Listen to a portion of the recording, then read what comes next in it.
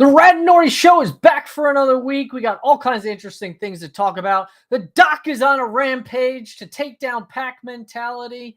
The world is on fire as we know it. But you know what? There's always a reason to smile because we're having a good time talking about it all. What's going on in Ukraine? Who knows? I guess they're assaulting Russia now, given the pushback. Maybe it's fake news. Maybe it's not. Who knows what's going on in the world? The brain is an interesting and complex organ that allows us to interpret it all. So, Rad and Norty, we're going to get back into it this week, talking about everything going on in the world and, I don't know, how it somehow informs how we interpret everything going on around us, the human condition, whatever we feel like pontificating about. Thanks for being with us. We'll be right back with it all. And we're live.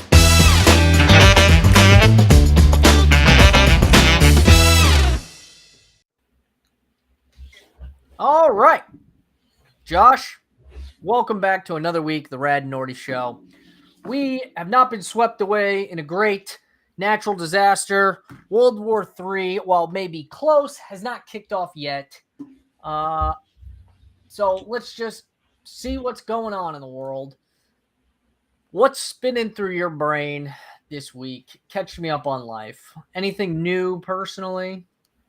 Lots of stuff is spinning through my mind to answer your first question. In terms of newness, started building a Lego Pac-Man arcade cabinet. I think Is that what you sent me a picture of? Yeah. The So other I'm day? gonna if we look at this is part of it, and check this out. That's You ready pretty for cool. this? Oh, they flip and turn, and he goes and eats the ghosts. What? Wait, do that again? Oh, Nice. ghosts are chasing That's him. all built out of Legos? Pac-Man's chasing the ghost. All All right. Bishop, welcome to the show. Thanks for joining us. We're talking about everything that informs the human condition, what's going through our brains, how our brains interpret the world, and that starts with what's going on in the world. So welcome to the chat. If you want to chime in and let us know what's going on in your world, what's interesting, catch us up on the latest news. We're talking about it all. Bishop says, so we can watch the cat destroy his 24/7. I don't want to know what we would see if Norty had a 24/7 cam in his room. Probably some things that would get us banned. No, I don't think so. Maybe. Maybe. 50-50. So I know you're burning to talk about this. Actually, I guess before we get into for that, nothing else going on personally in your life. No, Pretty low week for you. We're going to start with the 2 documentary series that I started to watch. I'm going to hit on those. All right, we'll get to those. And then I want to find out what's going on in your life because you alluded to some very interesting things happening to you, and I need to hear more about those. Well, apparently I'm just very injury prone these last couple days. So where do you want to start? My body's hurting, man. So the last week or so, I've been maybe it's a week and a half. I've been grinding away on these projects around the house that were not really passion projects. They were stuff that kind of needed to get done. I wasn't really planning on doing it, but some things forced my hand. So I really just had to dive in and get it done. And so that was what set the stage for everything just being a challenge and not really enjoying the DIY process. Whereas otherwise, I'm a pretty big DIYer. I try to enjoy doing these things. This particular project was a little harder to find enjoyment in. And so everything has become, maybe I've been a little melodramatic about it, but right towards the end on Saturday, getting towards the end of the project, I was cutting a piece of wood. I got 2 pieces of wood chip in my eye. It was excruciatingly painful. In your eye? In my eye. Went to an emergency optometrist visit, which was a mistake because we just found the first optometrist open instead of taking some time and calling around. So I ended up going to an optometrist at Pearl Vision, which even as a doctor, I should have known this is a terrible mistake. That's like going to a doctor at Costco, just. But when you've got wood chips in your eye, they're basically piercing my brain. I couldn't even think straight. Yeah, I'm not going to knock you for doing that because I'm not going to wait for some good optometrist to get these out of my eye. I'm going to go to anybody who's willing that tells me that they're certified to take stuff out of my eye to get wood chips out of my eye. Exactly. So that's what I'm thinking, right? Mm-hmm. And I was like, well, he's either going to get him out or he's not. And if he doesn't, like, I'll go try to find somebody else. It's kind of like where so the guy, like, sits me in the chair, you know, takes a look, I guess, flips my eyelid, like, inside out, sweeps away, like, 2 little pieces of wood chips, and then, like, flushes my eye out with a ton of saline. And then I'm just sitting there in the chair, like, kind of like recovering while he's writing his little note. After like 5 or 10 minutes, he's like, how you doing? I'm like, oh, it still hurts so bad. Like, I had like a little bit of relief, but not much. Mm-hmm. I'm like, it's still, it's just so painful. Like, I feel like it's moving around. It's like here, and then it's like over here. Like, I think there might still be something in there. Like, can you just look again and check? He's like, I doubt it, but I'll take a look. So he looks again, but he kind of does like half-ass job looking. He's like, there's nothing there. He's like, I'm sure your eye's just very irritated and inflamed. Like, put this lubricating drop in and just keep it, well hydrated. I'm sure it's very dried out, whatever, whatever crap. Mm-hmm. He's like, and, just give it time. It'll get better. This is probably like 2-3 o'clock in the afternoon. So I go home and I'm trying to get this project done. So I just get back to it. I'm out in the backyard. I'm working, and just get these bouts of excruciating eye pain where I'm like working, and then I just like have to stop what I'm doing. I'm just like like screaming in the backyard. The neighbors probably think I'm insane, but it's like one of those like it hurts with my eye open, it hurts with my eye closed. Like there's nothing I can do to make it stop. And then it would just like kind of recover, and I'd be okay for like 20 or 30 minutes, and then I'd just be screaming excruciating pain again. So I like wrap up this project for the day. All these things are going wrong because I'm not thinking coherently. I'm like cutting corners left and right, constantly jacking stuff up with this DIY project. Literally got so mad I started throwing boulders across my backyard like shot put. Like these landscaping boulders. I literally grabbed one. I'm just like, like threw it across the backyard. Julia is like, stop, you're going to throw your back out. You're going to be in worse pain. I'm like, I'm already in the most pain of my entire life. And so finally I get like the project finished. Julia's like, Julia is like, you can't like just go to bed like this. Like we have to figure something out. I was like, call every doctor's office you can find. I need to see another doctor. So we like call around. She like ends up calling a friend of hers who is an optometrist in the area. Unfortunately, was like out, had a few drinks, and so she couldn't like see me. Even though I was like, I don't care. I'll take a drunk doctor's visit at this point. It's fine. Just my eye. It's just my eye. As long as you can make the pain stop. Anyway, so long story short, she gets us connected with this other ophthalmology office that's like in town. We call them up. Julia's like talking to the doctor. It's like, I guess like kind of on call. It's like pseudo call. Mm-hmm. It's not like really on call because they don't have to see you, I guess. I don't know. Anyway, so she's like talking to this guy and he's kind of like, whoa, this, that. He was kind of hesitant, but Julia kind of strong armed him a little bit. She's like, please, like my husband's in a lot of pain. Needs somebody like really just to see it, like an expert to see it. He's like, all right. I'll meet you at the office at like, it was like 9:30 at night. He's like, as long as you don't mind, I'm like wearing sweatpants. She's like, I don't care. It's fine. She like writes his name down and she's like, yeah, okay. She's like, I found this guy, Dr. Kasprak. I was like, Dr. Kasprak? Found him on Craigslist. She's like, I was like, Dr. Kasprak is like my childhood ophthalmologist that like my family would go to as a child. Mm-hmm. He's like getting ready to retire. He had sold his practice like many years ago, and I guess was just working part-time at this new practice that we were referred to. And so he was the one my wife's talking to. My wife never knew him, but like my whole family, my mom knows him, my dad knows him, my aunt used to work for him. So I like show up in his office. I'm like, Dr. Kasprak, you're here to save me. And like, this is no joke. This is the third time this man has pulled a wood chip out of my eye. I have very prone eyes to getting wood chips in them. And this man has pulled them out now 3 times. And so literally the first thing he does when I walk in, he puts like numbing drops in my eye, instantly feel better. Instant. Oh, I was wearing safety glasses.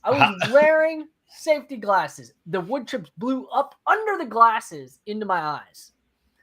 Anyway, so it instantly numbs my eye. I feel better instantly. And he's like, okay, let's like explain it, to start telling this whole story. He's like, so the person you went to before, he didn't numb your eye. I was like, if what you just did was numbing my eye, 100% I can tell you that guy never numbed my eye.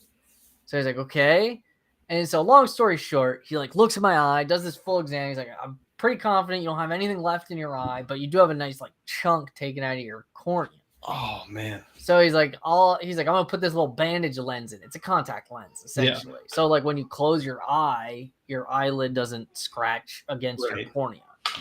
And literally that was all I needed. Like I was like back to normal after he put that little contact lens in. And then he's like, just take it out in the morning. He's like, it will heal like overnight as long as it's not. I could have put a Band-Aid on your eye, bro. That's what these optometrists get paid for. I mean, honestly. So that was the wood chips in the eye. This is Saturday. So I go to work. So we're in day one of the weekend. Let's recap it for everybody. Day one of the weekend. The rest of the weekend was relatively uneventful. All right.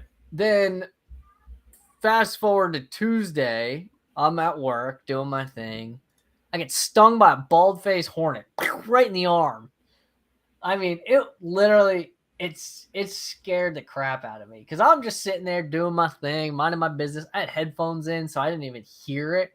Usually, right, you like bother a hornet's nest or something. You can kind of like hear the hornets going crazy and you can kind of run away. I got headphones in. I don't hear any of it. Literally, I just see a flash of like white and black in front of my eyes. And the next thing I know, it's just like, pow! I get hit in the arm. I like go, I gotta run away like a maniac. And the guy I'm working with is like, he's like, did you see it? I was like, yeah, it was black and white. What was it? He's like, oh, it's a bald-faced hornet. They're all over the place around here. He's like, they got you, man. They got you. I'm like, yes, they got me. And I'm screaming like, ah. So anyway, later that night, so this is yesterday. Uh-huh. I was like, finally, like, done with work, cleaning up. I'm like, I gotta get like these planks of wood left over, like chopped up and thrown in the trash can. Bishop says, at this point, I just go play with trains while they're moving. Yeah, basically. So I was cleaning up some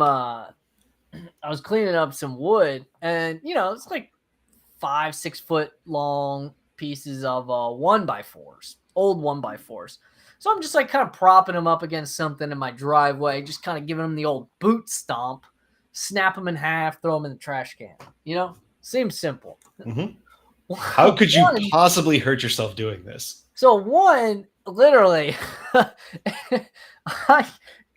I break the piece of wood and like a piece just shoots up and hits me like in the rib cage. I thought I got shot. It came out of nowhere so hard. It was like literally I was like I got shot. I was like, oh, like half laughing, half can't breathe. I've got like this big bruise on my ribs now. Did you break a rib? I mean, I may have cracked a rib. I may have actually cracked a rib. They like literally are so bad. Oh my goodness. It was like there was nails in this wood too. I was like literally I consider myself lucky. Like the side of the nail didn't like hit me in the chest wall. Like a nail like puncture my lung, give me like a pneumothorax, At this point, I don't know how you wake up and like get anywhere without just like getting impaled by something. Right? I don't know how you do it. It's just not. It was like a wild couple days. It's been of injuries. I've got the bee sting on my forearm, my bubble boy rat. That's exactly what we need. Something on my shin. A piece of wood or something like whipped me in the shin. I guess it was literally like my right arm, my right ribs, my right shin all have like giant welts on them right now. Just the injuries of the DIYer, I guess. All like freakily weird injuries. Like I'm still perplexed at how you got wood chips in your eye while wearing safety glasses, because that defies the laws of what those were invented for. Yeah. But congratulations, I guess. I don't know. Julia literally got goggles. Like now I have like not like science? glasses, like full on goggles that I have to wear. So that's been my last couple days. Got anything? I can't top that. I watched the Arnold Schwarzenegger documentary. Fantastic. I don't know if we finished it I saw yet. an Arnold Schwarzenegger. Is it new? It's brand new. Yeah. Okay, I was gonna say, I've definitely seen Pumping Iron. Arnold Schwarzenegger. I don't know, like specials and things like that on cable television years ago. Oh, okay. Well, because he was known for like his weightlifting documentary, which was awesome. And then he came out with this one. It's talking about just how he did what he did. And I have not seen that one yet. Fukushima. Like, I mean, I'm assuming this is not the Fukushima. Is it the one by Oliver Stone? That I'm thinking of. Oh, got it. This is the nuclear Japan's nuclear. Yeah, one of the nuclear meltdowns. Yeah. So I believe there's I assume it's Dr. Fukushima. That was another Dr. Fukushima. Pick. Yeah. There's a Fukushima, a neurosurgeon, Fukushima, and he's like little. I'm pretty sure it's him. That he's like little. Surgical suctions are named after. Usually, you call them Fukushimas. All right. Yeah, that's cool. So that's why I was like, wait. I assume that's not what Bishop's talking. And on that topic, the only reason I knew what he was talking about, so I was listening to Joe Rogan's podcast, and he had Oliver Stone on it, the film director. I'm like, oh, this will be interesting. And then they start talking about they started talking about nuclear power and how it's relatively safe compared to what people think about it. And they just got into this long topic about Fukushima, and actually Chernobyl, and all this stuff. My engineering buddy is like I haven't talked to him in ages, but back 10 years ago when people thought it was effective to actually have like opinions and rant on Facebook, he would talk about nuclear power all the time. He's like, we could just use nuclear power, we could solve everything. Well, apparently it's super clean. It's relatively clean, super safe. Yeah. Which it was just, I was like, this wasn't the podcast I was expecting to tune into, but I'm here for it. Yeah. And you know what? That's the crazy why thing we don't use nuclear power? Well, and 3 Mile Island, but the crazy thing about all of those is that a relatively low amount of people actually died from all of those incidents, which is wild to think about. Mm-hmm. Like, you know why? You know why we don't use nuclear power? Because you can't capitalize on it? No, because there is a secret deep state, one world order conspiracy operating behind the scenes, and they are relying on carbon emissions that makes sense. Create global, what's the word I'm looking for? Disorder over the deep state over that. Over the global disorder over the controversy of global warming and environmental impacts. So so to Bishop's comment, there were the workers. It was the first responders that weren't properly equipped. But outside of that, it was people dying off of cancer later, which they can't even prove came directly from that, I guess. And like the Chernobyl show, like completely blew it out of proportion, according to Oliver Stone. So it was a crazy one. Apparently, I heard on a podcast that they've got a new. They say like if there's a nuclear fallout, you're supposed to like take a bunch of iodine to protect your thyroid, basically. Really? Yeah. I think that's probably the biggest factor. Right, I think with like a lot of these cancers, they're probably thyroid cancers, if I had to guess. I didn't do that much research, but yeah, thyroid's like sits like right here in your neck, the base of your neck, kind of. I don't know. There's probably some ENT that's like, gosh, his landmarks are all. It's not even close. It's like roughly in the neck, right? It's very susceptible to radiation, and it's a very metabolically active part of your body. And so when it becomes affected by radiation, it can spin out into cancer much more easily than other parts of your body. I mean, that makes sense. So cancers tend to gravitate, like lethal cancers, I guess. Well, maybe, I don't know if that's an accurate statement, but there's something to be said about like cancers originating in tissues of the body with a lot of cell turnover. Right, because that's how it can spread, essentially. Is that how it works? Yes, but in a way, I don't know. I'm not a cancer biologist, so I probably can't speak to this very elegantly at all. But I would tend to think like populations of tissues with populations of cells in the body that have a lot of high turnover as it is, or become very susceptible to becoming cancerous. Like they're already, like, what is cancer, right? Cancer is uncontrolled, unchecked proliferation of cells, right? So certain population of cells, they become mutated in a way where they just keep replicating over and over and over and over and over again, right? Until they turn into a tumor. Mm-hmm. Essentially, that's the gist of it.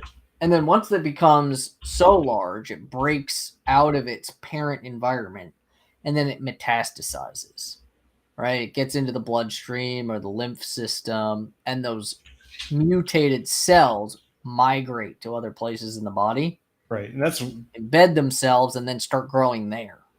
Mm.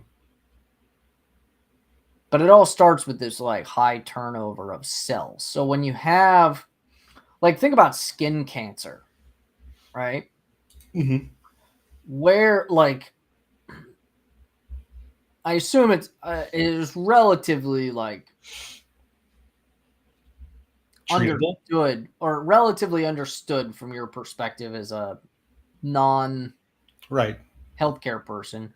Like, your skin is constantly regenerating and turning over, right? Right. So you sort of have this like what we call a basal layer in your skin, mm-hmm. where you have like immature cells, and those cells are sort of maturing and migrating up to the top. And then eventually they kind of get to like right below the surface of your skin. That's where they're sort of like fully matured, and then they start dying off. And then you kind of have this like layer of skin where it's almost like flattened, near dead or dead cells. And so and then it sort of like sloughs off over time, right? You're always like kind of losing skin cells from the top, and then new ones are basically growing up from the bottom constantly. Right. This is a constant cycle. Now, radiation, if it penetrates all those layers of skin and gets down to that layer of what we call progenitor cells, mm-hmm. like non-differentiated, non-mature cells that are constantly turning over, and it mutates them. Now you've got a population of cells that at baseline are already kind of very immature, very non-differentiated, constantly turning over, and now they're mutated. So it's going to keep turning over mutated versions of those cells. Does that make sense? Yeah.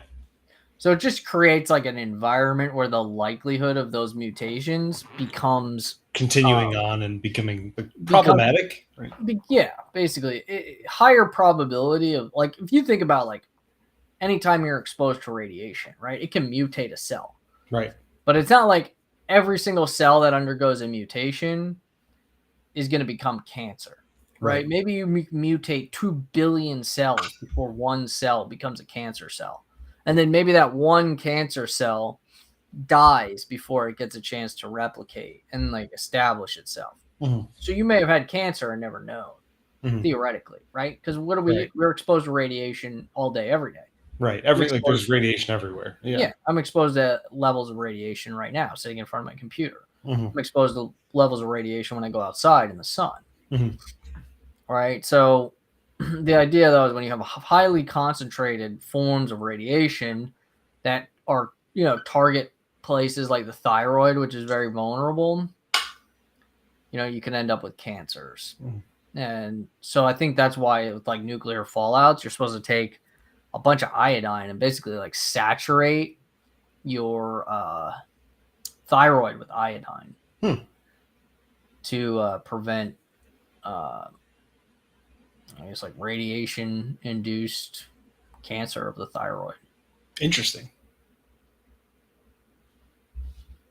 The radiation used in nuclear power is known to halt cellular mitosis. I mean, most probably, yeah.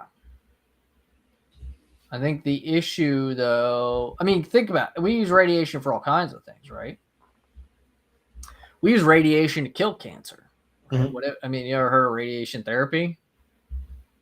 It kills cancer. But every once in a while, radiation can induce cancer. To just say radiation is the biggest generalization in the world too. Right, and it's all about like the type of radiation and also like the concentration levels of it, right? Like how much of it you're getting hit with. Like it all plays a big part. I think intensity would be the official physics term. But I mean, there's a lot to consider, right? It was an interesting conversation. So it really depends on the kind of the element being used. Selenium versus plutonium, uranium, all have very different effects.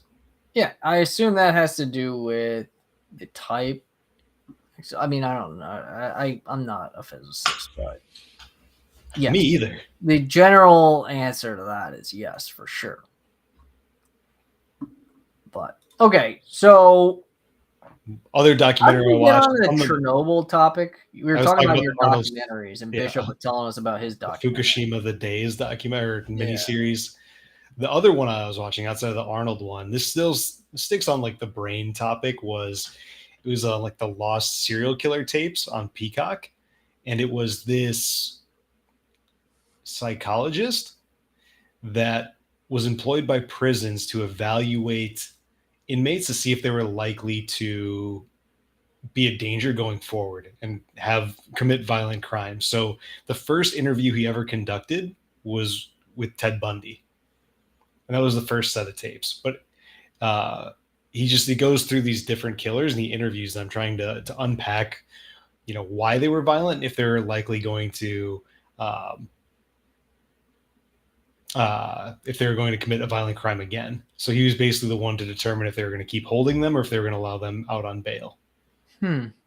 Interesting. Yeah, they were a part of the basis for the Mindhunter show. And he was conducting these interviews before the Mindhunter program was put in place by the government. So, interestingly, I saw this must have been like a YouTube thing or something. Good on a YouTube rabbit hole. That could be a segment. Ryan's YouTube rabbit holes. I've got all kinds. My YouTube feed algorithm is pretty wild. I'll give you that. No, this was like a short story of, I guess it was some Air Force kid, basically. I don't think it was anybody notable. I guess found a website that was, I'm trying to think I forget the story behind how the website started. It was started for one thing and kind of repurposed into another thing. But it basically was like a parody website of like people posting jobs for hitman jobs for hire. But I guess some like young, dumb Air Force kid thought it was real and like applied for a job as a hitman. Smart. It was like, here's my resume. Like, I think I'd be, great, highly qualified, motivated, capable to do the work that needs to be done, all this kind of stuff. And it was like the FBI, like, basically just, I don't know, hunting for people on this parody website. Whereas like most of the people, I think it's like forums, like telling like joke stories about, hiring assassins or whatever. I forget the details. Anyway, the FBI ends up catching some Air Force moron trying to get a job as a hitman. I mean, listen, if you're going to apply to be a hitman, you definitely want to do it on the internet. That just makes sense. Perfect sense. The open web. Don't Yep. do it on the dark web. Don't do No. it anywhere. Keep it trackable, right? No. Don't use a VPN. Yep. Just No share. VPN, no dark web. No, nothing. Don't even put incognito mode on, right? Like just straight fire that. Keep it in your safe searches. You can't access the dark web through Chrome. Yeah. Stick to Chrome. Maybe use Bing. Go nuts. There was a great podcast episode done on the Sean Ryan show. Have you ever seen the Sean Ryan show? Mm-mm. I don't know. I mean, it was like ranked like number 4 on Spotify podcasts or something like that. But I don't think they're like that big. They have like 1.3 or 4 million followers. They're not like Vigilance Elite. That guy. The Sean Ryan's a Vigilance Elite guy. Former Navy SEAL and CIA. But he interviewed this guy who is like an ethical hacker. He's like one of the best computer hackers in the world, but he's like only utilizes his skills for good, basically. So he's like a vigilante. For now, he's only using his skills for good. Yeah, and so he becomes disenfranchised. His like one of his like passion projects is basically like using his hacking skills to hunt and catch pedophiles on the internet. So nice. he'll find these pedophiles on the internet. He'll hack everything he can find about them to gather as much information and I don't know if it's like I would say evidence, but like he'll try to put together like as much information as he can. And then he's like, once we're like ready to go after someone, he's like, it's pretty easy. He's like, we'll just make like a fake Tinder profile. Yeah, and they just go right after it. Match with them or, whatever. And then we just set up like a meet. We tell them we're like a 13-year-old girl and like down to meet. And, they always want to meet us. And we do it at like Walmart and stuff like that and be like, oh, we can meet in the bathroom or, and then they call the cops to like meet them there. Right. And then what was the one guy's name that used to do the Chris the catfish guy on MTV? No, not the catfish guy. The one who used to do the Chris Hansen. Why don't you just take a seat? Just take a seat. Like that guy. So they would invite. Yeah, so they would catch pedos. And they'd set up a meet. And he's like, do you know why we're here today? He's like, why don't you just take a seat? Take a seat. Right? Like, let's talk. Let's talk about what you're about to do. How old do you think that girl is? Oh, to catch a predator. That's guy. it. Yep. I don't really see that. But airing it on TV. Yeah. Anyway, so the Sean Ryan show interviewed this like ethical hacker guy who catches pedos online, basically. And they were talking about, well, how did we even get on this topic? I don't know. Podcast, documentaries. We were talking about serial killer tapes. Serial killers and Arnold Schwarzenegger. Oh, the dark web, right? He in this interview, he like explains a lot about like how the dark web works. You can't even like get on the dark web without like having a different browser. You need an Onion browser, which I thought was kind of interesting. I don't even know what that means. But apparently the dark web is super crappy. He's like, it's really slow. He's like, I don't even actually use it. He's like, most of these guys, like, he's like, they don't even like use the dark web. Yeah. Who wants to wait for buffering, right? I want to hire a hitman. I want to hire him now. But apparently, like, there's no Google for the dark web, right? That's his point. He's like, they have the reason the dark web works is because there's all these websites out there, and it's like, if you don't know the web address, you can't find it. Yeah. So, like, that's why you can literally, like, if you know the web address for, like, a hitman for hire website, it can literally just exist, and people don't even know it's there, unless you literally have, like, the IP address of the website. That's so weird. Right? That's too much effort. It's crazy is what it is.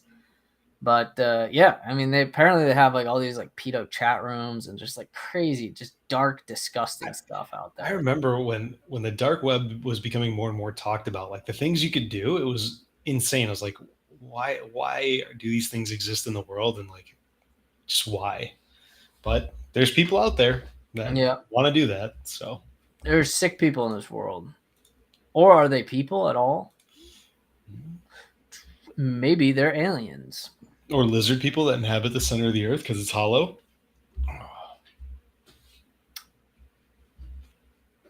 Maybe. I don't know where this whole lizard people thing came from, but makes sense. What's Bishop have to say on this matter? Onion browser allows for laying of various security protocols to mask things like IP addresses via proxy networks, but the user needs to have it set up in general. Yeah. I mean, pretty much my understanding is if you use a VPN to access the Onion browser, you're like, no one can even find you. Ask Josh about birds. Birds are not, birds are real. not real. They are robots. I'm with you there. I'm with you there. Pigeons, you've never seen a baby pigeon, have you? They walk around, they don't even fly away. Why? Because they want to steal your information. Pigeons are not real birds. Birds are real. Do you know anything about this? Maybe Bishop's got some insight. Like, people have said, like, oh, once 5G goes live nationally, like they're saying, like people are gonna get sick from it. Yeah, because it's going to vibrate through our craniums and melt our brains. That will make us nauseous unless you've gotten one of the COVID vaccines with the 5G boosters in it. That's going to allow you to get better cellular signal, and it's probably going to boost your immune system too. I'm pretty sure. I was hoping I get a more based explanation. Yeah, I have no idea, but I made that up off the top of my head. Because it's one of those things like you hear these like sort of like conclusive statements people make, but you're like, well, what are you? I think it was something. What are you basing that on? Even if it's like BS, I want to know like what's your line of reasoning that led you to that conclusion. So, and this is going to come people from are legit like 5G is supposed to like make people sick. Like I don't understand it. Yeah, my guess would be, and this is coming back from my days working in the telecommunications. Bishop says it's BS. How does Bishop know it's BS? That's my question. So again, it's the way that all of these towers and networks were set up. So like there's only so much airwave space, right, for these towers to connect to. And that's why like the big companies that have the most towers and the most airwave space have the best cellular signal. And the way they would build up their networks is think of it like a layering system, right? There was, I forget what they used to call it, but there's like 3G, 4G, LTE, 5G. And my guess would be that people thought that if you keep expanding these like networks, that it's eventually going to come down to where we'll actually feel whatever these radio waves being put out are going to eventually affect humans and like cause us to get sick or, you know, be able to be controlled by the internet, the military, the police, the secret societies. So that would be my guess from my next statement, which may be naive, but I thought I already had 5G. Do I not? You probably do. What do I have? I think I have 5G plus. Now I'm on Wi-Fi, so they probably have directly I'm on Wi-Fi right now. Let me turn my Wi-Fi off. 5G plus, and I think 10G is coming out. Yeah, like my phone says 5G. Like, haven't I not been on 5G for like a year or more? Probably. It's probably not available nationally still because you're still in a fairly big market. And like these smaller markets, these in the middle of nowheres, like don't have the best cell signal, and they definitely don't have the newest cell signals out. So they eventually decommission old towers. Like if they don't have that radio wave. Like these people are talking about 5G coming out, and I'm like, I'm pretty sure I've had 5G for like a year. Is there like something I'm missing here? That's what it's not everywhere. And like I still don't think it's gonna matter one way or not, but like yeah, we sit in front of enough computers. Like we're screwed one way or another. I'm not worried about cell towers now. Bishop's saying that routers cause cancer. I mean, I think everything that we're sitting in front of right now could potentially cause cancer. I thought that all the articles about like cell phones causing brain cancer were always kind of interesting. Yeah, they're saying with like Bluetooth. Yeah. Who knows? The problem is like no one really knows because as technology increases, like our ability to like detect and diagnose things like brain cancers increases. So it's like, is the frequency becoming greater, or are we just getting better at finding them? Right. Who knows? But I thought that was kind of interesting. So what's the latest going on in the Ukraine? Catch me up on the geopolitical events of the world, Norty. I saw that a famous, I don't want to use the word famous, but somebody he was some gamer that's from the Ukraine, I think Counter-Strike, died fighting in the war. That's and died in front of his computer. That's the last I heard about the war in Ukraine. I know that's terrible, but like, that's all that I know about it. Well, I'll say what I have heard. Oh, here we go. What's Bishop? Bishop's got all the insight. Russia claiming the Patriot missile system was defeated. LOL. I'm hearing there's two narratives.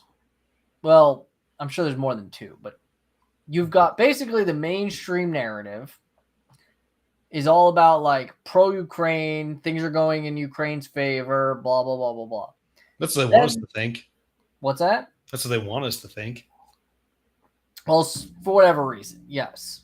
Then there's the other perspective, or the guys that are like exchanging information on like ham radios in their basement, saying that Ukrainian forces are still so insanely outnumbered by Russian forces that there's 0% chance that they win this war. And Putin is basically just like playing with his food at this point. I mean, however, that one makes more sense to me, but like I also have no idea. So half the Leopard tanks given to Ukraine have been destroyed. Yeah, so basically some people are saying like the Ukrainian counteroffensive is being is significantly or is being quite successful. The other narrative is like no, not at all. It's complete opposite. Like people are literally telling two different stories. Supposedly there isn't a single US reporter on the ground in the Ukraine conflict. So it's all just local media being like transmitted to our media sources. And so you've got Russian local media telling one story and Ukrainian local media telling another story. This is exactly how media works. Essentially, people are going to put out whatever story they want, whatever motivates people. I mean, some people are saying like, Russia doesn't really care how the war goes. It's like a test. Well, actually, supposedly, this is the other idea I've heard. The U.S. isn't even actually backing the war in Ukraine. They're backing it, but they're not backing it. They're really using it as a live testing facility for certain technologies, and that's it. It's basically like a funded test site where they can literally see how new weapon systems and things like that work in combat theaters without having to put, I guess, U.S. military lives at risk to test it. That'd be pretty wild. And so it's just a big giant war lab for the United States. I don't know how accurate that statement is, but let's see. Bishop's input. I have it on very, very good authority that U.S. Spec Ops have boots on the ground. It's 100% a proxy war. I do believe that. U.S. is using this as a way to test for a prolonged engagement without logistically supporting for extended periods of time. I definitely believe there's Spec Ops on the ground in Ukraine. 100%. I do believe that. I think everything Bishop said is accurate, if I had to speculate. But I also think without support extended periods of time. I've also heard the perspective that like Russia is basically just buying time, and this goes far beyond Ukraine. They're just like waiting on alliances with like China and like Iran to kind of come together, and they're pretty much just trying to distract the world with this conflict in Ukraine. I don't know how accurate that is. Well, because Ukraine seems fairly small, right? Like in comparison to Russia, so it feels like Russia would just stomp them. I don't know. War is not a good. Yeah. I mean, but how about the U.S. currency? I hear it's supposed to go Belly up pretty soon. Sorry, I got some crypto. The proxy wars with NATO. Well, yeah, exactly. Right. NATO is fighting a war through Ukraine. It's not even a secret. But NATO is the interesting thing is the number. So this is interesting to me. I don't know. Like I said, I don't know how to verify all this stuff. This is just like the mutterings I hear digging around in various geopolitical discussion corners. I don't know. I mean, I'm not a reporter on the ground out in these countries exploring things. I don't know how you like truly research these things other than taking people's word for it. But I don't know. Apparently, the number of NATO nations increasingly discarding the US dollar and requesting entry into the BRICS nation alliance is increasing by the week. And we are at the mercy of the BRICS nations for how they will proceed financially.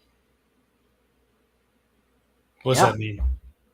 So apparently the BRICS nation, like right now, right, the whole basis of the U.S. economy, this is my understanding. So please chat. Like if I am totally off base, just correct me. I'm not saying any of it. I'm explaining my like stupid non-political science, non-politically educated understanding of what's going on. So BRICS nations being like Brazil, Russia, India, China, Saudi Arabia, I think South Africa. Oh, yeah. It's like an alliance of nations. Yeah. They've been since, let me see what Bishop said first. We're no longer backed by gold. Ever since we got off the gold standard, we've been printing. Yeah, exactly. This is exactly it, right? So basically, the U.S., this is my understanding of the situation. The U.S.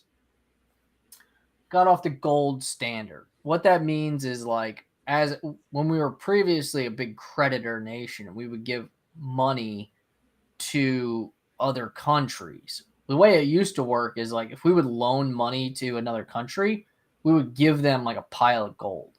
Right. Well, we basically said like, we're just going to make the US dollar like a standard. So if we loan you money, we're just going to give you US dollars. Which we just print however much we want. Right.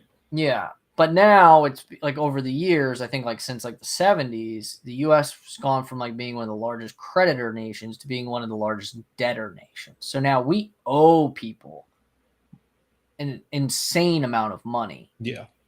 And like we're trillions upon trillions in debt, yeah. right? Yeah. And the way we've basically been like, well, you know, the US dollar is the global currency. So like we'll just pay you back in dollars. Well, now people are basically the nations are basically starting to say like, well, the US dollar is crap. We're going down our own, and that's what the BRICS nations are doing. They're supposedly like discussing their own form of currency. And so what's going to happen is instead of the U.S. Paying their debts in U.S. dollars, which has been the expectation, these countries are going to be like, no. You have to pay your debt in gold. And we can't print gold. Yeah. Right? We can print U.S. dollars. We can't print gold. Right. And so we're essentially expected to go belly up if all these nations we owe money to stop accepting the U.S. dollar. Then and go back to a gold standard. That's kind of my understanding of like a very simple explanation of the situation. So this BRICS nation alliance, you know, Russia, India, Brazil, China, Saudi Arabia, they're all getting together, basically seemingly conspiring to discard the US dollar as a global currency and institute their own form of digital currency of some sort, I guess. Let's see. Bishop says it's a coalition to move off the dollar. Yeah, it's a global currency which devalues. Yeah, exactly. Significant. And he says, which is why we're looking to move to the CBIC, which is basically central bank backed by oil. That happens. He says that happens, we will be perfectly fine. So I'm like, okay, so far Bishop and I same page. This is where I think not same page. I think as soon as we go, I think that's what he's saying. You know what scares me? CBIC, the central bank, that idea scares the living lights out of me. I don't want it. I'm gonna run. You'll find me living in the mountains when I'm put on a digital currency that's unified with the entire world. We move to an oil-backed dollar, the country will be fine. That's what they want you to believe, Bishop. Yeah, because oil doesn't go away. That's what they want you to believe. There's plenty of oil fields everywhere. They want you to believe that everything will be fine if you just do this, Bishop.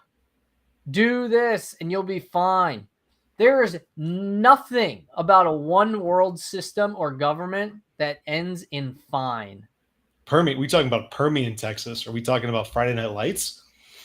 The Permian Panthers? You want to win? Let booby spin. Friday Night Lights. Clear eyes, full hearts. Can't lose. Largest oil reserve in continental U.S.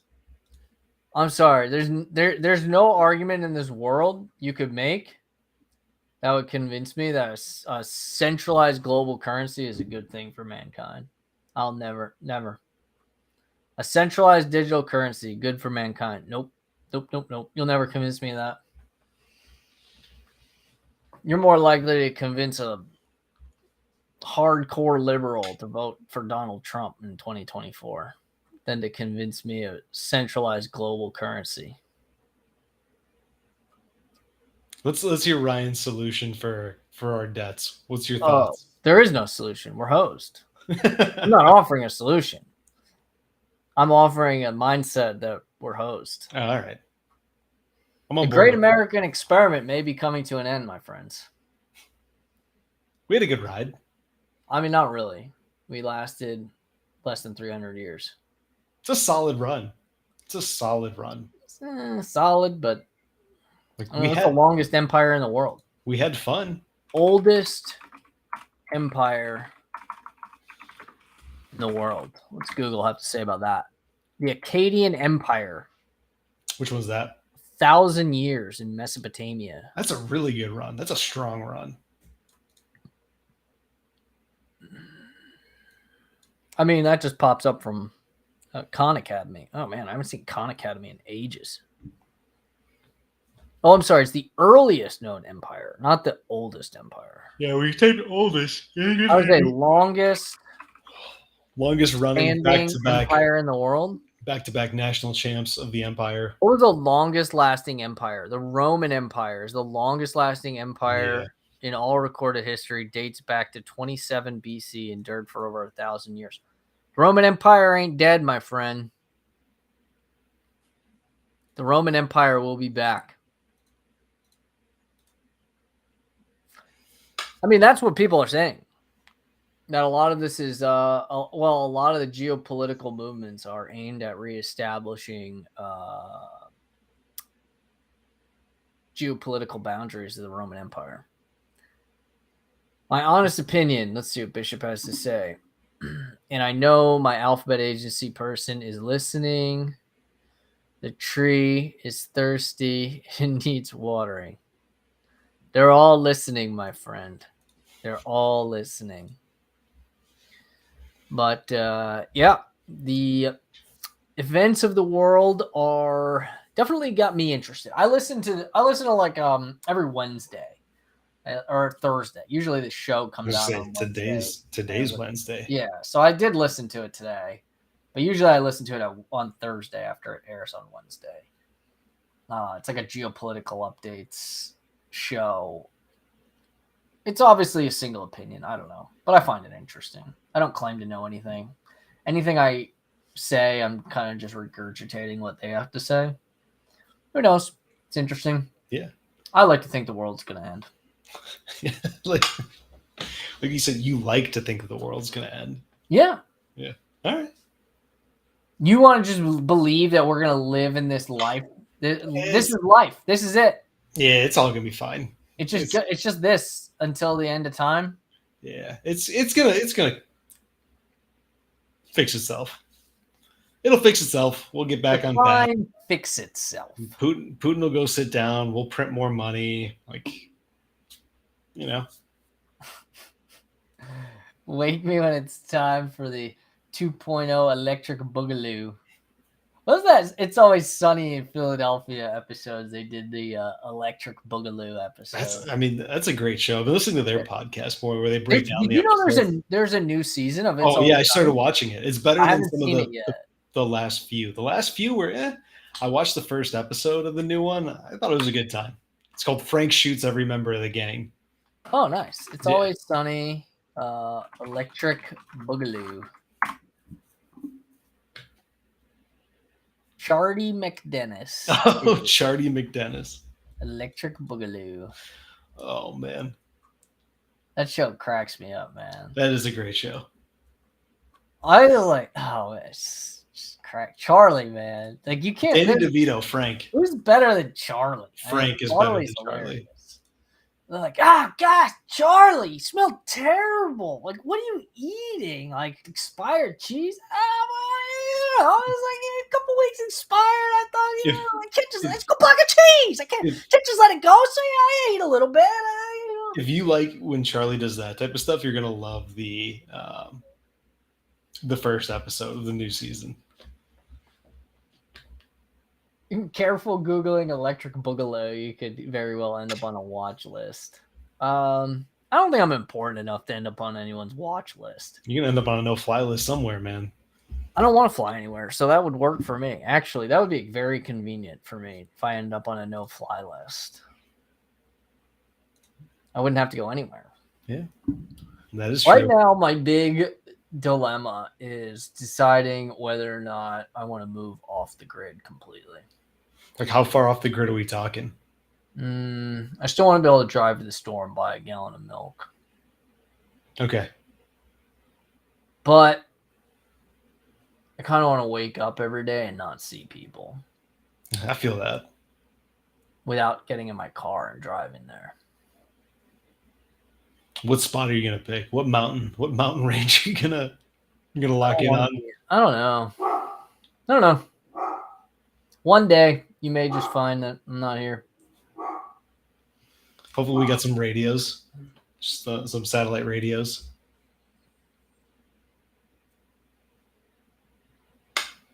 Three for random checks at the airport in the last week. That's good odds, man. And you have pre-check? That's good odds. I have pre-check. I have not been to the airport in a while, actually. I used to fly a lot. There's like been periods of my life where I fly a lot, but not recently. By the side of a mountain in Montana, have a bunker. The only thing we got to worry about is hearing a boom from a random hitchhiker stepping on a forbidden rock and then watching the instant replay on the trail cam. We can make a moat. Yeah, we could make a moat. I mean, I'll be down for a moat. I'm down for fortifying together, Bishop, if you want to. I like a moat. Anything with a drawbridge, right? Like, that's where it's at. Drawbridge? Yeah. Moat. Maybe fill it with some alligators or piranha. Whatever. I want to build my one thing I want to build. I guess I'm okay going on record saying this. Maybe I'll regret it one day saying this publicly on record. I want to build an in-ground gun safe / cache. In-ground, so like underneath, where you open the door like this and you like step into the gun safe or cache safe. No, I want to build it into the floor of my shed like John Wick. Or I like open a hole in the floor of my shed and like pull out like a wooden chest of ammunition. I'm not going to tell anyone when I'm ready, but there will be signs. I mean, like, let's be honest. Do we really think that a global conflict is just never going to happen again? It's bound to happen. People are saying like, oh, there's already a global conflict, economic Nah. warfare, cyber warfare. Okay. I don't disagree with that. But like, do we really think that's all that's ever going to happen? No, there's definitely going to be a huge global event of some kind. We're due, right? When was World War II? It's a while ago. 1940s, right? Yeah. So I mean, Fact check me. It's bound to happen. World War II dates. Like these giant 39 to 45. These giant political powers don't stay happy or satisfied with what they have for long. It's just bound to happen. All right, but what about this? When was the last international conflict that was fought on U.S. soil?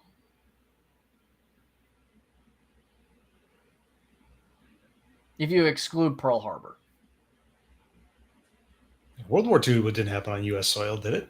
Well, Pearl Harbor would have been part of it. So if you exclude that, okay. But excluding Pearl Harbor, because to my knowledge, I don't think there was anything fought on U.S. soil outside of Pearl Harbor in World War II. Yeah. I'm not a historian. I'm not a history buff. I'm not a military history buff. Yeah, Revolutionary War? I mean, yeah. It was a right, Revolutionary War, Mexican-American War, the Alamo, right? Mm-hmm. Nothing recent, right? Yeah. I mean, it's like literally like early American history. We're a terrible target. We're surrounded by water. That's actually, I may have sent that video to you. I found like, you ever see that guy on YouTube? Gosh, what's his name? Like Facts by Roman or something like that. I got to look him up now. I think it's like Facts by Roman. Something like that. Yeah, Facts Matter with Roman Balmakal. I haven't seen a video from this guy in ages, but I think it was him who came up with this. America Moat. Let's see if the video comes up. America Target. It's got to be here. I'm pretty sure it was him who made this video where he like outlines why like the United States is like the worst possible target. It's a terrible target. He's like, we're surrounded by water on both sides. If you want to go through Mexico, good luck. You got to go through Canada, like, okay. Yeah. I mean, I feel like the West Coast would be much more susceptible than the East Coast. I mean, either way, you got to get through Texas as a state on top of it, if you're going. I mean, Texas. Well, if you're coming from Mexico, that's its own battlefield, If you're coming from Mexico, they got time to set up. I don't know what this video is, but I'm pretty sure it was him. Let's see. Talk about fun things. Why we are. Okay. We spend more money on defense than the next 10 countries combined. We are surrounded by water. Mexico has Texas to contend with, and there is a gun behind every blade of grass.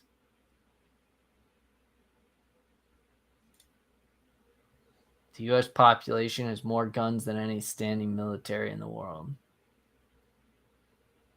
Interestingly, though, maybe was it Bishop who told us this stat? Like, oh no, I don't think it was Bishop. I was somewhere. Maybe it was like somebody being interviewed on like Joe Rogan podcast or something.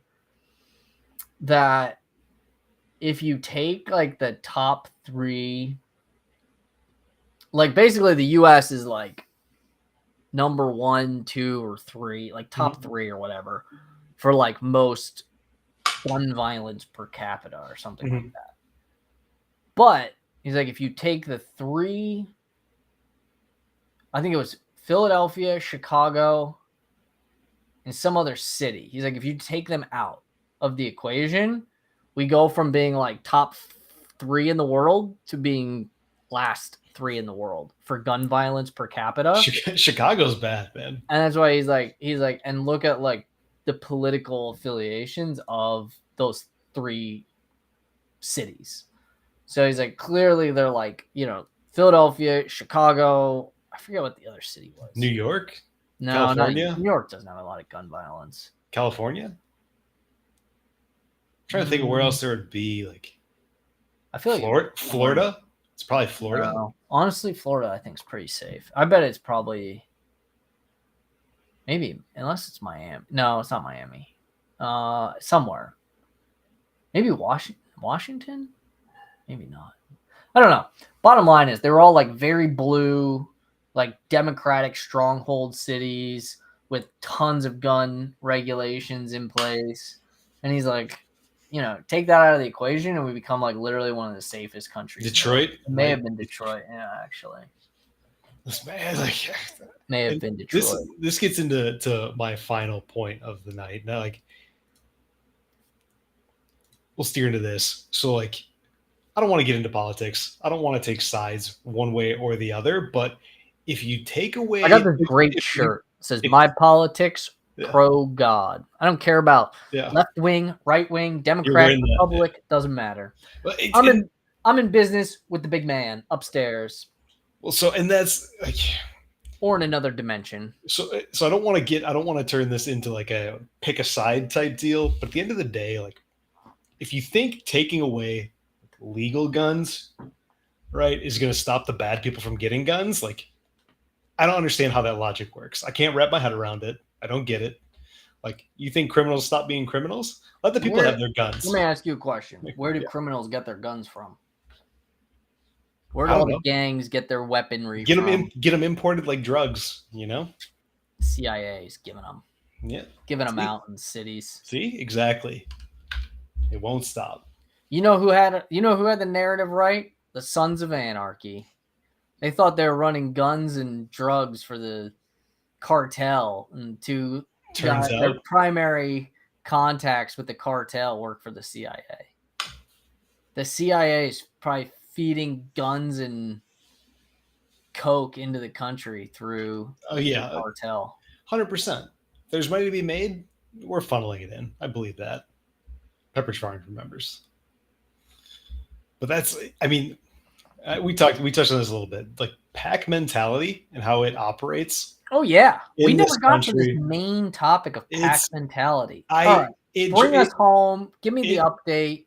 It drives me nuts. It drives me nuts. I don't know when we left the ability to people have their thoughts and ideas and be able to talk about it without having to cling to a party or a religion or literally anything. Like, people have this innate need to attach themselves to something instead of like just being able to have an open conversation. It's becoming, if you don't agree with me, you're the enemy. And I think that's just so unhealthy for breeding growth, actual conversation and learning. And it drives me nuts. And what set this all off was the Nick Merckx Call of Duty operator bundle scandal. Yeah, I use the term scandal loosely. From the very beginning, because other than like a 1-minute clip where Doc uninstalls Call of Duty, is like, giving his spiel about how, it's ridiculous. It was like sort of like, I don't even know what the ridiculousness is that he's referring to. So start from the beginning. Give me the whole story. And I'm going to say this up front. Like, I'm not going to say where I stand on all of this, but this is exactly like, this doesn't matter. Like, that's exactly it. The people who were arguing for individual whatevers are now the people that are saying, if you're not siding with me, I don't agree with you. And I'm not going to say where I stand at all in this. I'm just going to say it's all controlled opposition, Bishop. The left-right paradigm is just puppets on bullshit. A stage. Yeah. The deep state is pulling the strings. And that's what it is. It's all a pissing contest. The Luciferians are coming for your soul. Repent now. It's all a pissing contest. It's all for show, and it's ridiculous, and none of it's like, you're just preying on people that have to cling to this pack mentality. And like they do it and they form a crowd. And if they're louder than you, that's what you hear. But the whole Nick's Merc scandal. Yeah. Tell us the story. There was a video posted online. A school was trying to implement Pride Month and it being accepted by the school. A fight broke out amongst people for it and against it. Like between the students at the school? No, between the parents. The parents? It's between the parents, the people arguing for it. Meeting? Like there's a big like people protesting for it, people protesting against it. Fisticuffs in the middle. Physical fight. No, it was. No, they physically got into an altercation. That turned into a physical altercation. So that happened. And this was the exact. What type of school is this? Is this like middle school, high school, elementary school? It was probably an elementary or middle school. Doesn't matter for the sake of this. I'm just curious. I don't think it was a high school. I'll say that. And Nick Merckx, who has a newly released Call of Duty bundle, or he did before it was removed from the store. Why did he have this? I'm just curious. Because he's the reason that Call of Duty is still relevant. Him and Tim the Tatman made it relevant during COVID, and it's the only reason people are still playing that garbage game. Because it's trash to play. Can you like elaborate on that? I need more gamer details. It really doesn't matter for the sake of this, but they are the first content creators to have skins in the game, because when it was at its height, they were the ones with the most viewership and created that they kept Call of Duty entertaining during the pandemic by streaming that game. Okay. That's what it is. Like, so they've been, both of them, Tim still played. Nick didn't. He switched to a different game because it got so bad, but they got these bundles, right? So that's where that stands. He responds to this tweet by saying, how about we leave the kids out of it? You can take that single statement however you want. One thing it was not hateful. It was sharing his thoughts on, I don't even know if he's sharing his thoughts on the fighting. I don't know if he's sharing the thoughts on that being accepted in schools. He literally says that. That comment is then shared, people saying that he's hateful, he's homophobic, he's saying that gay people are bad, he's saying people shouldn't be gay. That singular comment is now saying all of those things to people who have one view and want to see the world the way they want to see it.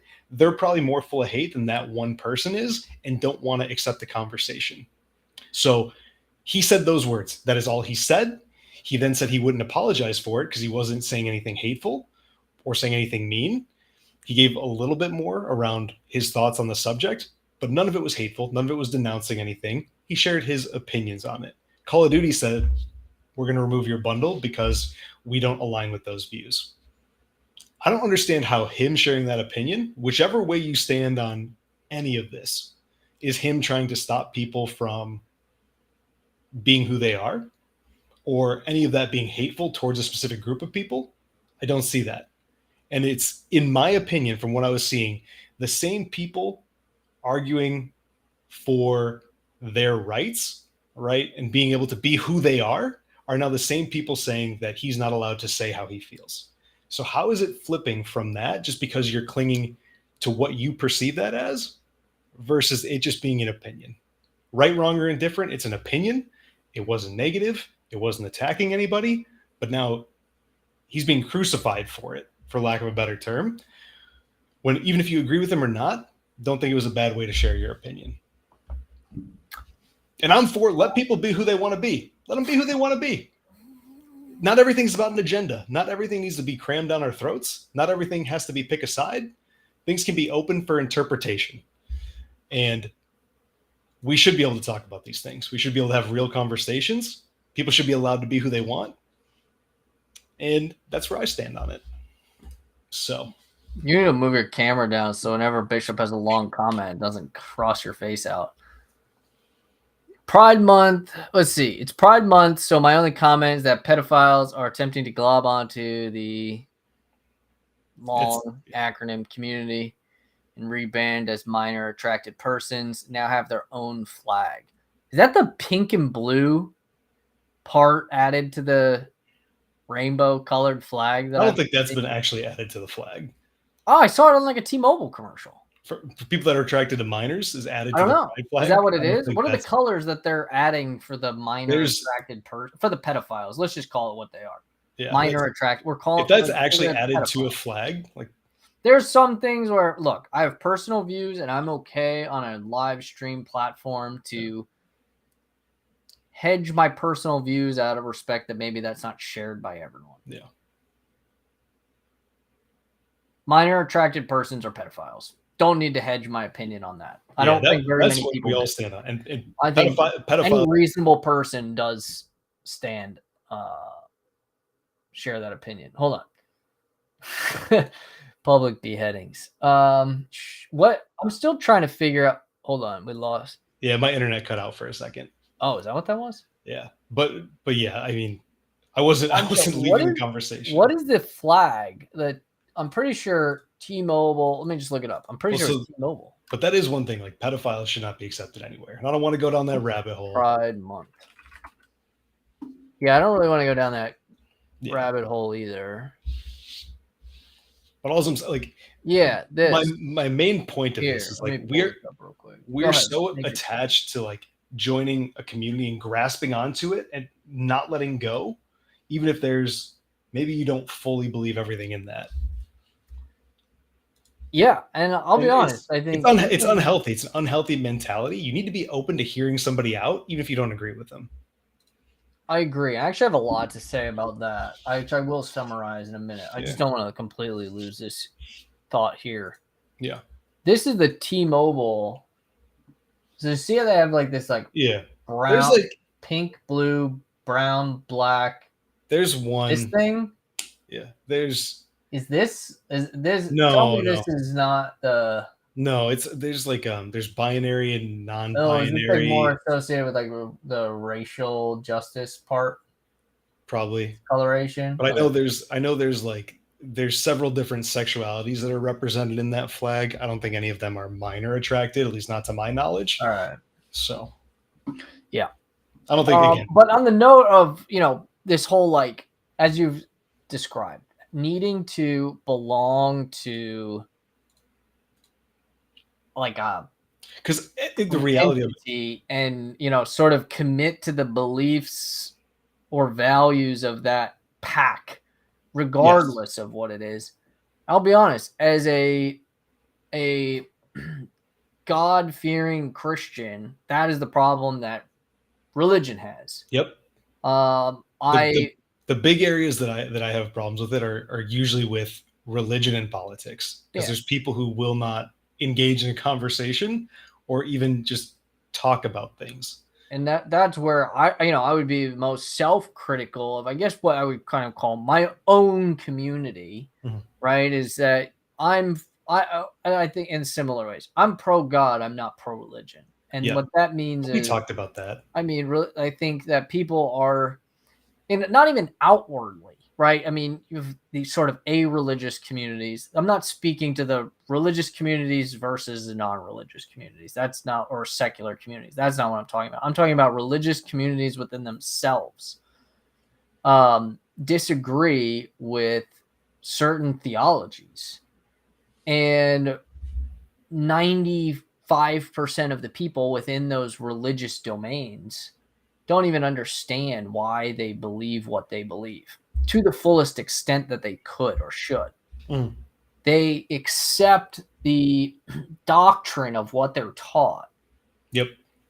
As fact, without doing any of their own thoughts, right? Like, think for yourself, people. Now, I think the biggest, when you talk about, how the landscape of religion or modern religion has changed today versus even 10, 20 years ago, right? When I was a teenager, I think that the mentality of our generation to be not wanting to be force-fed doctrine rather than our generation. I say our, because I do think my generation, our generation, has been affected by this much more than, say, my parents' generation. That desire to not want to be force-fed doctrine has not manifested in people going and exploring the doctrine of, we'll say, Christianity for themselves. It's led to them just rejecting religion and saying none of it is for me. And it's like, well, I mean, one, you're making religion and God synonymous with one another, and I don't agree with that at all. Well, even that in itself is like you're pushing away all instead of forming your own opinion, you're clinging to another thing. You formed a new pact. Yeah. Right? Like, and sometimes it's just the complete absence of religion or, God. Like, I don't want to think about it because I had doctrine jammed down my throat as a kid. And it's like, so now I'm going to subscribe to the pack of like, nothing. Yeah. And it's I don't agree with that either. Right. But I totally disagree with a lot of the religious sects out there of like, this is how we think. Yep. And this is what we believe, and this is what you must believe. And they push that agenda on people. And it's like, when did religion become like, you got to hit your sales quota? Now, do I think that there are certain aspects of Christianity that are non-negotiable? Yes, but I believe they're doctrinally grounded. If you read and do your research for yourself on theology and doctrine, everyone should basically come to these conclusions. Right. By themselves. Don't believe it as absolute truth because such. But if you think about all the other context, like it leads you to that path. Yes, right? Like everyone, if they do their own homework, should be led to some fundamental, absolute truths. 100% agree with that perspective. Yeah. But then there's so many other aspects of theological doctrine that people do not understand that I don't understand. And I think what I've found in my more recent adulthood in sort of rejecting, I don't want to say reject, it's a little harsh, kind of rejecting religion but embracing God, has been finding a community of other Christians that feel the same way. Like a lot of us feel like we don't really fit in at church, but where we fit in is really trying to understand, what does the Bible say? What do we know? What does God teach? What's right? What's wrong based on biblical scriptures, period, not based on what the Protestant church tells us, what the Baptist church tells us, what the Methodist church tells us. Well, and that's not even you. I wouldn't even call it rejecting. You're forming your own opinions around that specific scriptures or doctrine, right? Like you're forming your own opinion because a lot of it is, like you said, not necessarily factual. I don't want to say factual. I'm going to bring this back up, Bishop. I want to just let Norty finish up or finish his statement without. No, and like that. And that at the end of the day is my point. Is our generation is now becoming the one who's repeating history. It is what I think it is. It's because we were force-fed agendas, and we're like, hey, we're not going to listen to that. We're going to go do our own thing. We're going to form our own opinion, and then we're going to make our own waves. So it became that, which is healthy. I think it's healthy to question things. I think it's healthy to form your own opinion and not just take what you ingest and regurgitate it and cling to it for dear life. Like, I think that's an unhealthy way to think. And now it's becoming, we formed our own opinion. We've made all these things. If you don't like it, you're against us. It's like, how did it flip from, it morphed into something that was good and about stopping hate, and now you're hateful to anybody who doesn't accept it, right? Like, why are we clashing over things that should be an open discussion? Like, the fact that people are so angry and full of hatred that they're going to start a fight about this specific thing in the first place is ridiculous, right? Yeah. And I think what you're getting at is actually kind of you said something that's really resonates. You said, if you don't agree or you're not with us, you're against us. Yeah. And in fact, the interesting thing is actually in the New Testament, Jesus says that in basically almost word for word. If you are not for me, you are against me. And we in religion has extrapolated that as, if you're not for our religious sect, you're against us. And I think this becomes a thing of authority. If Jesus is who he said he is, and he is God, yeah, he can say that. He can say, if you're not for me, you're against me. You know what? Because if he is who he says he is the God. There is no power that stands anywhere in that realm. And if you're not with him, you're against him. The Protestant church, the evangelical church, the Methodist church, the LGBTQ community, the Democrats, the Republicans, they are not God. They cannot say that. If you are not for me, you are against me. And so many things in this world are not just right, left, up, down, good, bad. So many things are gray area and need to be like actually talked about and come together to find solutions and diversify your thoughts, because everything great is built from diversity. Can't change my mind on that. From backgrounds, great is built from diversity. One singular I want to person meditate on that a little bit. One singular person, one singular thought is not going to push things forward. It takes multiple different views and thoughts and backgrounds and just everything to come together to form a more solid foundation, right? And so like when you get this, you guys probably agree more than you think.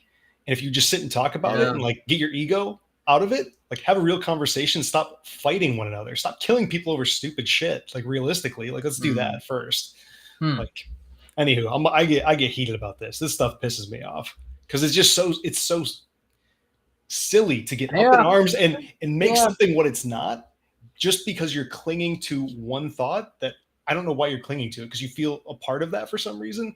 Drop that. Be an independent. Think for yourself.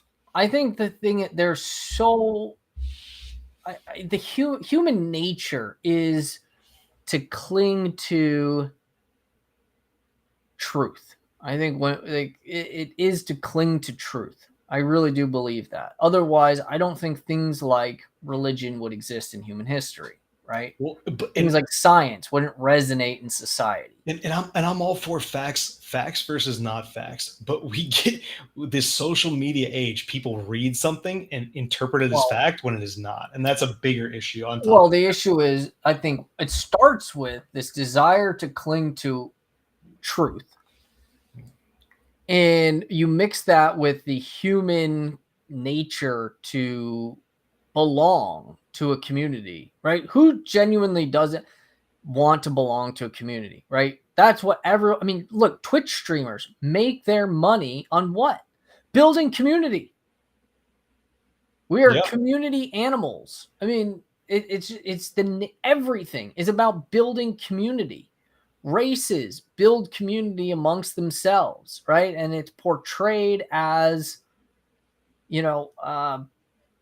racial equality or whatever the case is, or, people are, and now we've started building communities around sexual orientation, and everyone basically wants to come up with their idea of what makes them unique-ish in the world, but nobody wants to truly be unique. Right. People want to be unique for the things that are valuable to them and share community with the other people, which that roughly validate that element of uniqueness. So it's like, anyway, the whole point. And I agree, nothing wrong with that. But if somebody doesn't agree with that, why do you now cast them out? Well, so that's where I'm kind of bringing that idea around to. It starts out as we want to cling to truth, but we also want to be part of a community. And when those things are at odds with each other, you got to pick one. We're very willing to throw out truth in order to belong to the community. Yeah. Because for each of us to have identified our own set of truths, and obviously that kind of sounds a little relativistic, which I am not one for relativism at all. I am 100% an advocate of absolute truths, but not everything has to be an absolute truth. There's a lot of room for gray area in life. Right. The problem is, in order to be part of a community, you very often have to kind of share a lot of gray area with people. Yeah. And people are not as tolerant of variation in gray area as we might think. And that's, and I think that's where if people would be open-minded to other people's ideas and not hate somebody because you disagree with them or because they're different than you are, like I think we start to make progress. Bishop says there's no such thing as absolute truth. I disagree with that, but you're entitled to that opinion. I don't think everything boils down to absolute truth, but I believe there are absolute truths in the world. And I agree. There's facts. Regardless of your perspective. Certain things are just factual information. I agree. And I think there's so much more that is open to interpretation and gray area. And those are things that we shouldn't just automatically assume because you read it or saw it or someone told you it, that it's absolute fact. Like that's where it becomes an issue. And I see things like this and it makes me think of that. And it's tribalism, pack mentality. Like, can we just drop that for a little bit and like go back to forming an individual opinion and like talk about it? And then if you disagree, like have a productive conversation. Like I'm sure you and I don't agree on things. I'm open talking about things. I'm not going to judge you I can differently. guarantee you there's things that you and I don't agree on, but I think one of the 100%. things that's made our friendship and everything, honestly, go the distance that it has is that we do just talk about things that, you know, we don't ask each other to compromise. No, I don't judge you. Right? I don't judge you any differently because you don't agree with me on everything. I still have your back. Like if you ever anything, I have your back because even if you disagree with me and we don't see eye to eye on things, like that doesn't impact who you are as a person, doesn't impact the way I think about you or view you in any way, shape, or form. And I think that's why a lot of military guys really don't resonate with a lot of the social discord in the United States, because we've all, like, at least my generation and a lot of the guys that came before me, things kind of slowed down, I think, in generations after me. So I think the social elements of military service became a little more impactful kind of after me, when deployments and things like that weren't very common anymore. But pretty much anybody who went through, you know, the deployments that, you know, we went through and the people before us that were going through like even worse deployments, all that stuff, all that camaraderie just so supersedes the social issues, because like you said, at the end of the day, we know we don't all agree.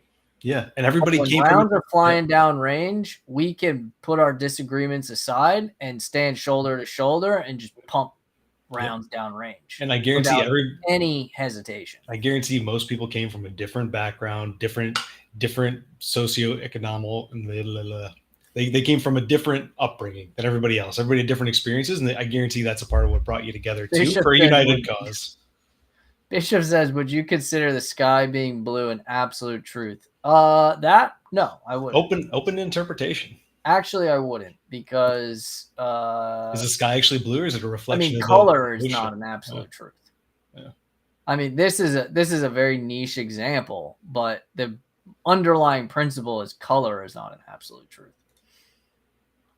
Wavelengths of electromagnetic radiation are an absolute truth. We're going back to radiation now. How your brain interprets wavelengths of electromagnetic wavelengths, that is not absolute truth. Hopefully that answers your question, at least how I see the world. But let's go back to Bishop's original. Oh wait, hold on, that's not the question. I want to bring up Bishop's original comment. Bringing things full circle to brain science and neurology. When are we going to talk about MK Ultra? I think we should do a whole episode just on MK Ultra. I don't know Mortal much Kombat about it. What's that? Is that Mortal Kombat? What is that? No. MK Ultra is a CIA program. Oh, yeah. Aimed at mind control techniques, if I'm not mistaken. I'm talking about the right program, right, Bishop? I'm pretty sure. I know very little about it other than probably what I just regurgitated. I'm down to do a deep dive on that one. I think an entire episode on MK Ultra would probably get us banned, but I mean, whatever. I'm cool with it. Cool with it. MK Ultra created LSD, basically. I think there's a lot more to it than that, but essentially they ended up coming up with LSD to try and like tap into people's brains, right? Yeah. So I actually have a lot of interest in doing like a deep dive background research on MK Ultra. I'll even do some research for that one. We should definitely do an episode that just focuses on MK Ultra. Maybe before the end of the month. I don't know. I got a busy week next week. Or actually, probably not for next week. Maybe the following week. I'd have time to get to it before that. But I think that would be really interesting. I'm down. I'll do some research. We'll put it on the list. We'll put it on the list of things to do. On that note, I mean, for anybody tuning in, we hope you've been enjoying the conversation. If you're kind of wondering what's going on, never seen the Rad and Norty show, we started out, I guess going, months ago now. I mean, we've been doing, we got tons of shows under our belt. We used to kind of have like very specific topics we talked about, generally brain and spine related things. That's sort of that's sort of like where it all started, right? We want to talk about fun and interesting things about the brain, about the spine, the nervous system, et cetera, et cetera. Hang on, I'm getting literally a phone call, and the caller ID says Robo Caller. Oh man, Terminator. Don't think we need to answer that. So we generally started out all things brain and spine, central nervous system related, kind of go topic by topic. And we set topics before the show and research them in depth beforehand. And while it was often informative, we felt that it was not always the most fun thing, both for us and the viewers. So in the last couple of weeks, we've started kind of making things a little more freeform, where we really don't set the topic of the show. We let the show define what the topic becomes. So like last week, we talked a lot about artificial intelligence. This week, obviously, we covered the gamut from all kinds of things. So if you're enjoying it, there's things you want to talk about, let us know in the chat, the comments. We read everything. Send us an email if you want to. I think stream@brainandspinegroup.org will kind of go to the whole group. You can email me directly, ryan.rad@brainandspinegroup.org. You can email Josh, except he probably doesn't check his email, josh@brainandspinegroup.org. If you want to send Not a Dr. Norty an email, either way, we'll try to keep on top of everything, get back to everyone on it. Any questions, if you have show topics, things you want to bring up in discussion, you're welcome to email them to us. You're welcome to submit them in the chat, and we'll just talk about it on the fly. I don't know. We're just having fun. I think the world's a crazy place. Your brain is a crazy organ system. It somewhere meets in the middle. Everything kind of comes back to your brain and how you experience the world. And I think that's kind of just the gist of what we do. So if you're enjoying the show, we love having you. Thanks for coming out. You can always scan the QR code, I guess, over in this corner here. There we go. Support veterans. We do a lot of veteran support programs with Brain and Spine Group, the nonprofit organization that we stream on behalf of. So if you want to support that, you can scan the QR code and leave a donation on our website. You can click the join button on our YouTube channel and join our community for $4.99 a month. It's like a Twitch sub or whatever. It just helps us create the content that we create, do the community service that we do, and all around just keeping it fresh, making the world interesting, trying to find ways to improve brain and spine health. And, the more I'm personally been learning, I think, also brain and spine health, spiritual health is a big part of brain health. I still don't know. The body all intertwines together. Yeah. I mean, I feel like I could pontificate for an hour or two just on what that means, spiritual health and related to brain health. And I don't know. I think we kind of pepper it in throughout the shows. It's not something we need to pontificate on, but obviously I've got no shortage of perspectives on God related matters to weave in. So yeah, we really hope you've enjoyed this week's show. We've had a blast, even though the conversation could probably go for another hour. I'm just going to cut it off since we're like 40 minutes over. Yeah. We'll be back next week, Wednesday, 7 p.m. Eastern, talking about who knows what. Eventually we'll get to MK Ultra. Bishop, you're welcome to derail the conversation anytime, because there's no derailment when there's really no destination. We're just having a good time. Don't give him that carte blanche. So yeah, any closing thoughts, Josh? No, this is a good show. I think it's even though these may not be specific brain related topics, I think it's we try to weave in thoughts about the brain, like you said, brain health overall. Yeah, brain stuff in general. Like I feel like we weave that in, and Ryan's always here to answer questions. I'm always here to give my perspective on certain things, but overall I think it's about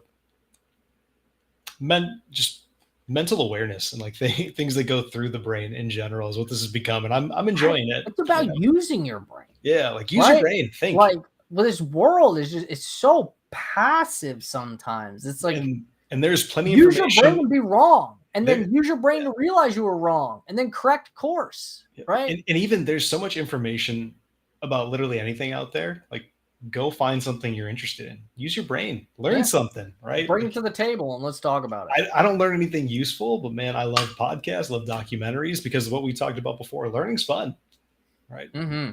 It keeps you thinking. Yep. So we're gonna get MK Ultra on the schedule. I've got a lot of reasons why I want to take a deep dive into that. If you want to get down the end of the world conspiracy track that I'm on, go check out the NBW Ministries podcast on Spotify. I've been digging it. They put all kinds of stuff up there. Some of it I'm like, whoa, that's way out there. Other stuff I'm like, wow, that's spot on. That's what's going on in the world today. We're all gonna die. So yeah, I'm trying to, any other like podcast, anything you want to plug out there for people that you've been digging, Josh? I got back into Joe Rogan recently. Okay.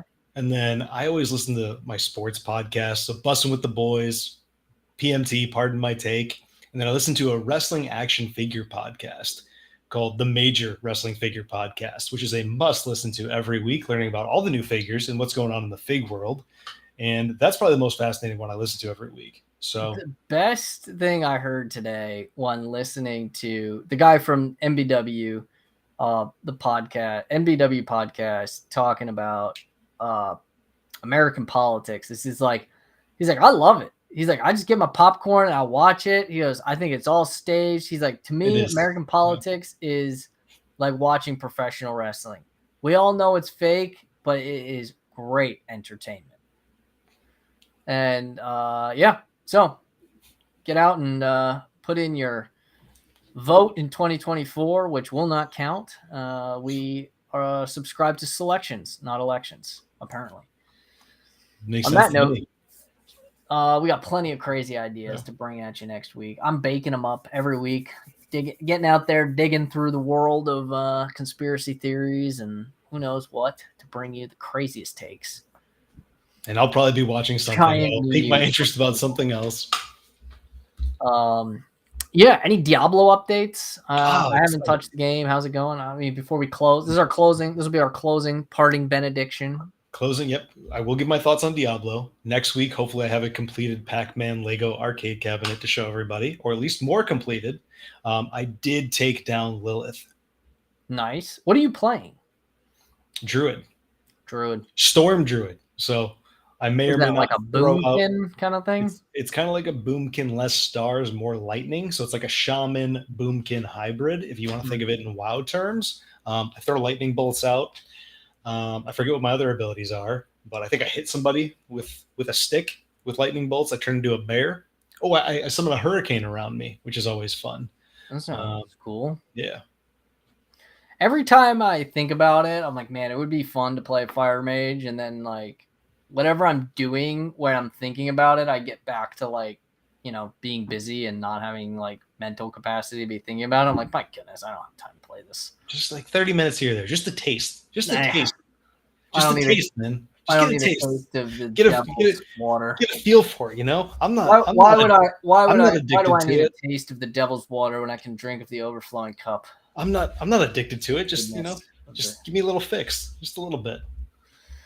We're way too late. I'm signing off. We gotta cut it off. We'll see y'all next week, 7 p.m. Eastern for the Rad Norty show. I don't know what we're gonna talk about. Email us, text us, chat us your craziest ideas of what you want to talk about. We're gonna get into it.